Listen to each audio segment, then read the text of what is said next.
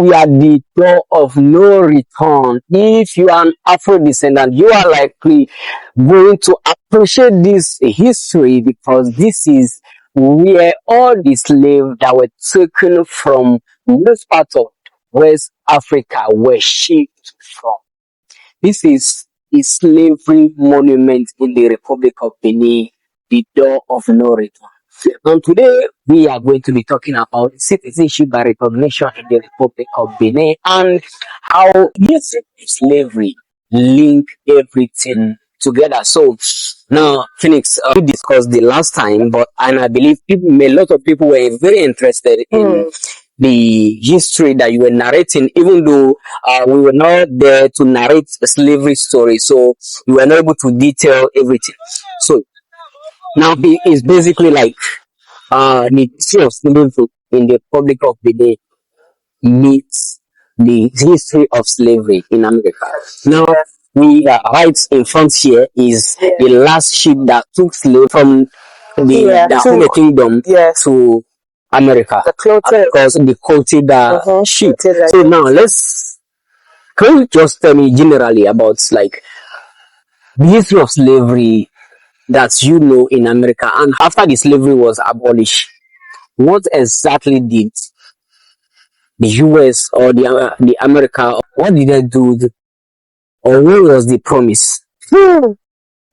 Okay, so well, yes. So the first thing I want to say is that we've had some discussions. There's this a little bit of anger around this conversation that some Africans participated in selling other Africans.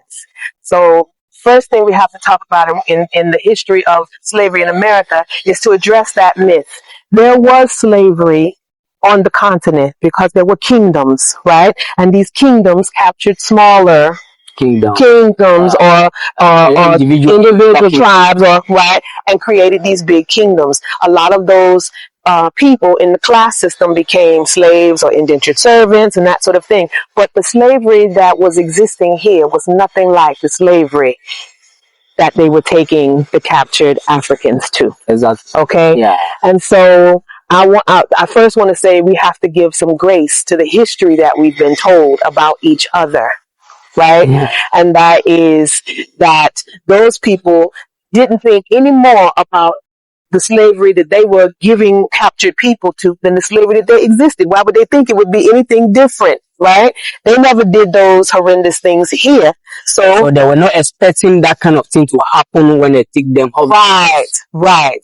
Okay, so then you have what happened when those people got to America, and they were given no rights, and they were all thrown in together, and every horrible thing that you possibly could think of, where men were broken and they watched their wives and their women be, brutally used and abused. And some of that legacy lives on in us now when we look at each other and can't quite trust each other. And these were systematic things that were done to keep us from uniting with each other. And so even after slavery was finally abolished, then there came this thing called the Jim Crow laws. The Jim Crow. Okay. This is part of history, and you can Google Jim Crow. Jim Crow laws, most especially in the southern region of the United States, but it went all over. It went upwards, and the Jim Crow laws were basically further laws to keep what was supposed to be now free people, to keep them as lower class citizens. And they had things like, if there was a water fountain, they would put a sign there that said whites only. And so only white people could drink from that water fountain. Wow. If you were a black person and you were thirsty and you wanted to drink, you had to go to some dirty hole in the back, and they say, here, you can drink this water here. It's always terrible. It's always nasty. The food that was given to eat, it was always given the worst parts of things. But the African history lived in our blood, and so we made great meals out of this poor food that we were given. Yeah, I think I get your pen now. Like, it is a very excruciating pen, because when we were coming here, we saw some white guy doing some things, and you were explaining something to me, and like to me, it was normal. Like, Yeah, you were like, okay, oh, yeah, a it's bit, like not really, yeah. But to you, it was somehow more very painful. disrespectful Yeah, and very painful. disrespectful to you. I think I get your point. But before we talk about why the Beninese government create the citizenship by recognition law for Afro descendants, I want to ask, About this like, promise. what was the actual promise when Mm. this slavery was abolished in the US, and where was the slave, or what part of that promise was kept? None of the promise was kept. I will So, tell you like, the, where was the promise? Like, the promise was that every freed slave would receive 40 acres of land and one mule. okay, Okay? 40 acres and a mule. And that was to restart. But to start, you have to have something to build upon as a person in America, right? Coming from nothing. So they were supposed to receive 40 acres and one mule, and they did not. To this day, there have been no reparations paid of any descendant of the transatlantic slave trade in America, though that entire country was built in full on the backs of enslaved. All of the major inventions, all of the things that take place, and still to this day, many of the things that that we have, we wouldn't have cell phones if it wasn't for the raw material that came out of Congo.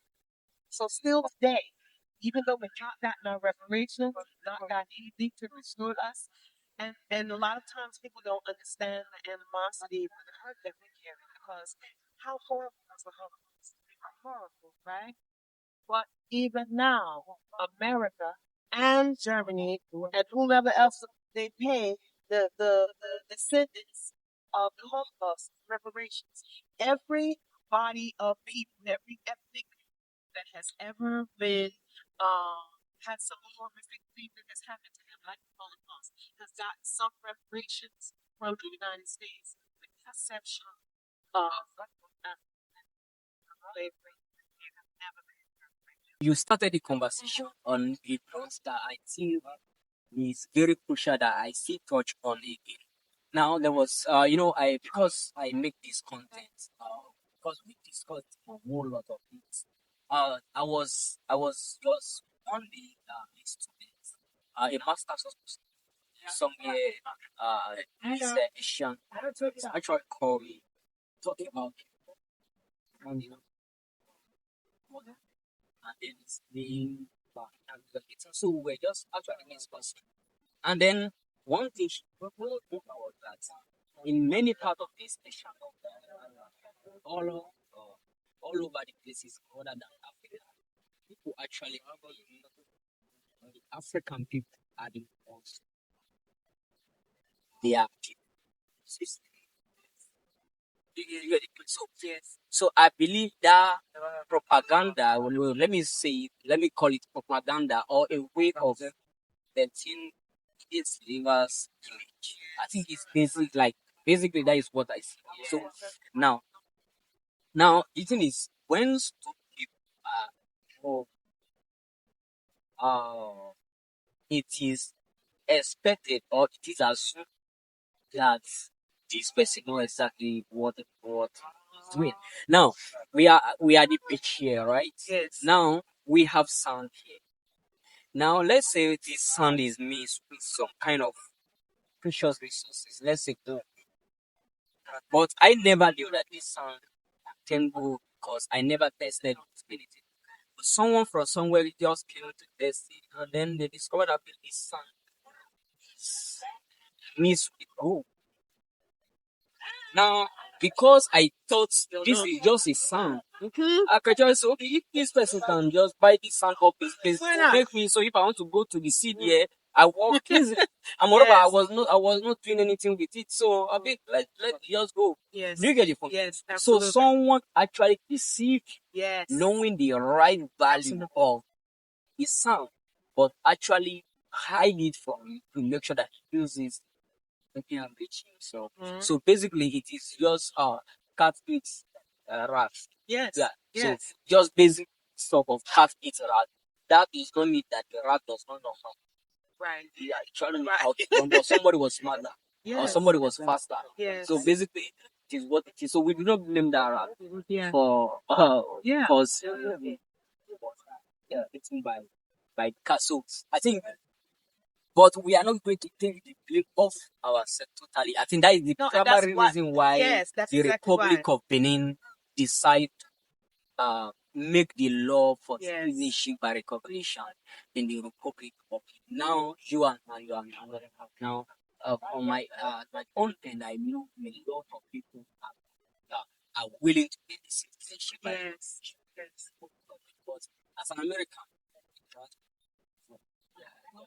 like how the reception of how we see like that, how man is that.